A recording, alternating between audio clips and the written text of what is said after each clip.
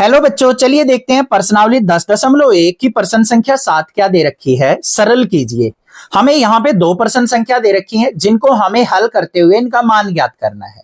सबसे पहले देखो, हमें प्रश्न संख्या 1 क्या दे रखी है, 25 गुना टी की घातांक घटा का 4। डरना नहीं है कि टी दे दिया, हमें कोई मतलब नहीं है, कुछ भी दे रखा हो।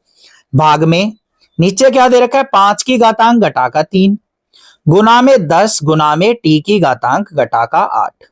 और ये कह रखा है कि टी जो है कभी भी 0 नहीं हो सकता। इससे हमें कोई मतलब नहीं है, ये बच्चों को डराने के लिए है, आपको डरना नहीं है बिल्कुल भी। आगे चलो, सबसे पहला काम क्या करना है, हमें जो भी हमें संख्या दे रखी है क्या उनको हम घातांक के रूप में लिख सकते हैं बच्चों, वो देखना है।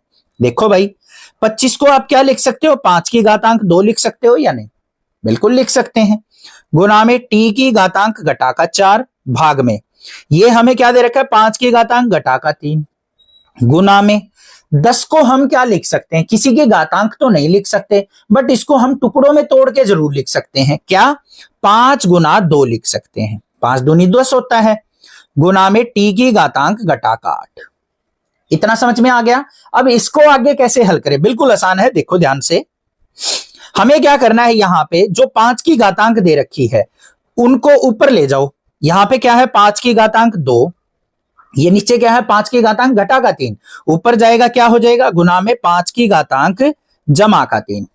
यहां पे 5 की घातांक क्या है बच्चों, 1 है, इसको ऊपर लेके जाएंगे तो 5 की घातांक घटा का 1 हो गया।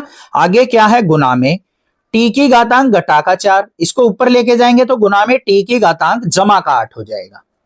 टी की घटा 8 था ना, तो टी की जमा का 8 हो गया। नीचे कौन रह गया भाई, अकेला 2 रह गया, उसको नीचे रहने दो क्योंकि उसका ऊपर उसका कोई साथी नहीं है, 2 कोई भी नहीं है, तो उसको अकेला रहने दो। अब इसको हल कर लेते हैं। देखो ध्यान से, अब ये भी 5 है, ये भी 5, ये भी 5, तीनों आधार बराबर हैं और गुना हो रही है तो इनके घातांक क्या हो जाएंगे, आपस में जुड़ जाएंगे। तो क्या बन गया, 5 की घातांक 2 जमा में 3 और ये घटा का 1 गुना में।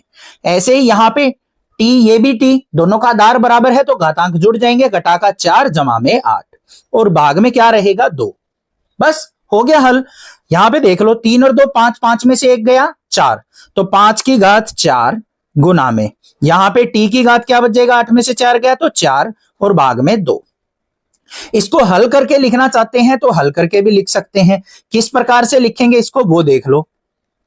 5 की घात 4 का मतलब क्या होगा, 5 पचे 25, 25 पंजे 125 और 125 की 5 से फिर गुना करेंगे तो 625। टी की घात 4 भाग में 2। बस ये हल आ गया हमारा। इससे आगे हम हल ही नहीं कर सकते इसको, ये उत्तर बन गया। था ना आसान, समझ में आ गया। ऐसे ही हम प्रश्न संख्या 2 के साथ करने वाले हैं। कैसे करेंगे चलिए देख लेते हैं। यहां पे हमें क्या दे रखा है, 3 की घातांक घटा का 5 गुना में 10 की घातांक घटा का 5 और गुना में 125। भाग में यहां पे क्या है, 5 की घातांक घटा का 7 गुना में 6 की घातांक घटा का 5। हल कर लो इसको।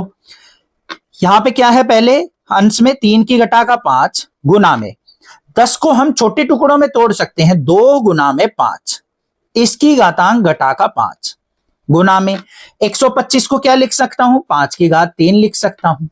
लिख दिया, हो गए सारे छोटे छोटे टुकड़े। आगे आ जाओ। यहां पे क्या है, 5 की घटा 7 गुना में 6 को मैं छोटे टुकड़ों में तोड़ सकता हूं, 2 गुना 3 की घात घटा का 5। इतना आ गया। अब हमें क्या करना है, यहां पे दो संख्याओं की घात बराबर दे रखी है, इनको अलग अलग कर देंगे तो क्या हो जाएगा, यहां पे 3 की घटा 5 गुना में 2 की घटा 5 गुना में 5 की घटा 5 और गुना में 5 की घात 3। लिख दिया। आगे आ जाओ। यहां पे 5 की घातांक घटा का 7 गुना में, इसको अलग करेंगे तो 2 की घातांक घटा का 5 गुना में 3 की घातांक घटा का 5। जो बिल्कुल बराबर संख्या है यहां पे उनको आपस में काट लो। 5 की घटा का 7 यहां पे है, ऊपर नहीं है, इसको छोड़ दो। 2 की घटा 5 यहां पे है, ऊपर भी है, ये कट गई। 3 की घटा 5 यहां पे भी है और 3 की घटा 5 ये रहा, ये भी कट गई। आगे क्या बच गया हमारे पास, 5 की घात घटा का 5 गुना में 5 की घात 3 भाग में 5 की घात घटा का 7। इसको ऊपर ले जाएंगे तो घात क्या बन जाएगी, जमा की, तो क्या बन गई, 5 की घात घटा का 5 गुना में 5 की घात 3 और गुना में 5 की घात जमा का 7।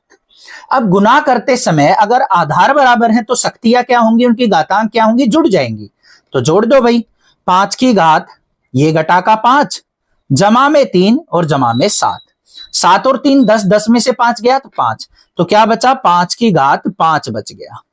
अब 5 की घात 5 को अगर हम हल करेंगे तो 5 की 5 बार गुना करनी पड़ेगी। तो क्या हो जाएगा, 5 पचे 25, 25 पंजे 125, 125 पंजे 625, 4 बार हो गई। 625 की 5 से गुना करेंगे तो क्या आ जाएगी, 3125। ये हमारा क्या बन गया, उत्तर। बस ऐसे हल करना है। समझ में आ गया ना प्रश्न, कोई दिक्कत नहीं होनी चाहिए। इस प्रकार से हम छोटे छोटे टुकड़ों में इनको करते चले जाएंगे और जो सेम आधार वाले हैं उनकी गुना करते साइन घातांक को जोड़ लेंगे। समझ में आ गया। चैनल को सब्सक्राइब, वीडियो को लाइक करना, ज्यादा से ज्यादा शेयर करना। Thank you students.